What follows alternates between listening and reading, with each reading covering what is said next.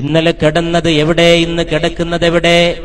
ഇന്നലെ വീട്ടിലാണ്, ഇന്ന് പള്ളിക്കാട്ടിലാണ്.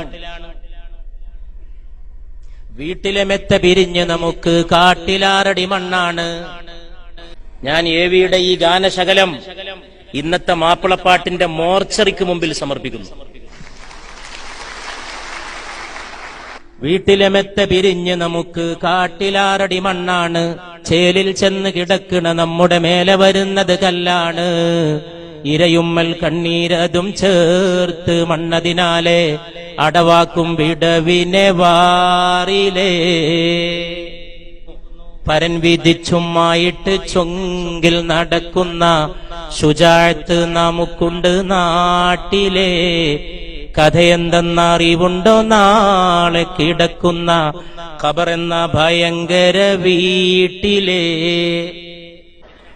അതെന്താണ് ഭയങ്കര വീട് എന്ന് പറഞ്ഞു? വീടൊരു ശാന്തിയുടെ കേന്ദ്രല്ലേ, വീട് സമാധാനത്തിന്റെ സ്ഥലല്ലേ. കവി വീടിനെ ഭയങ്കരെന്ന് വിശേഷിപ്പിച്ചത് എനിക്കെന്തോ ഉൾക്കൊള്ളാൻ കഴിയുന്നില്ല. ഞാൻ എന്റെ സംസാരത്തിൽ പറഞ്ഞു, മാഷേ, ഇസ്ലാമിൽ ഖബറിനെ കുറിച്ചുള്ള വിശ്വാസം മനസ്സിലാക്കിയാൽ ആ ശങ്ക തീരും. ഭയങ്കര വീട് തന്നെയാണ്, പേടിപ്പെടുത്തുന്ന വീടാണ്, ഇടുക്കമുള്ള വീടാണ്, ഇരുട്ടുള്ള വീടാണ്, ഭയാനകമായിട്ടുള്ള വീടാണ്. കട്ടിലേറി പോകുന്ന രംഗം പറയുന്നുണ്ട് അതില്. അടുത്ത സ്റ്റാൻസ, പോകുമ്പോൾ ഗൃഹത്തിലെ പെണ്ണ് പറയണ്. ആഹാ, മനുഷ്യനെ മനസ്സിലാക്കിയ ഒരാൾക്കേ അത് എഴുതാൻ പറ്റുള്ളൂ. പോകുമ്പോൾ ഗൃഹത്തിലെ പെണ്ണ് പറയണ്, ഉലകത്തിൽ തനിയെനിക്കാരെന്ന്. ഒരാള് മരിച്ചപ്പോ ആകെ അവതരിപ്പിക്കാൻ ഈ കവിക്ക് കിട്ടിയത് ഈ പെണ്ണിനെയാണ്. ആ പെണ്ണിനെ തന്നെയാണ് അവതരിപ്പിക്കേണ്ടത്. ബാക്കിയുള്ളവർക്കൊക്കെ അവരുടെ ദുഃഖം ഇറക്കി വെക്കാൻ ഒരു അത്താണിയുണ്ട്. എല്ലാരോടും പറഞ്ഞിട്ട് ആശ്വസിപ്പിക്കാം.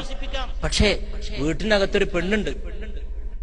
ഈ മനുഷ്യന്റെ കൂടെ ശയ്യ പങ്കിട്ടവൾ, ഈ മനുഷ്യനോടൊപ്പം ജീവിച്ചവൾ, ഈ മനുഷ്യനോടൊപ്പം സുഖദുഃഖങ്ങൾ പങ്കുവെച്ചവൾ, ഈ മനുഷ്യനോടൊപ്പം വിചാരങ്ങൾ പങ്കുവെച്ച മറ്റൊരു പാതി, മധുരപ്പാതി എന്ന് ഇംഗ്ലീഷിൽ പറയുന്ന, ബെറ്റർ ഹാഫ് എന്ന് പറയുന്ന, എങ്ങനെ പേരിട്ട് പറഞ്ഞാലും ജീവിതത്തിന്റെ പാതി.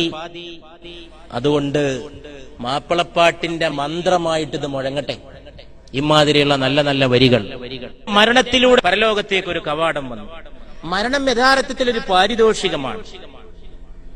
ഈ ലോകത്ത് ചെയ്ത സൽക്കർമ്മങ്ങളുടെ പ്രതിഫലം ലഭിക്കാൻ മറ്റൊരു ലോകത്തേക്ക് പോകുമ്പോൾ ലഭിക്കുന്ന പാരിതോഷികം. മാപ്പിളപ്പാട്ട് എന്നൊരു സംഗതി ലോകത്ത് നിലനിൽക്കുമെങ്കിൽ ഈ ഗാനം നിലനിൽക്കും.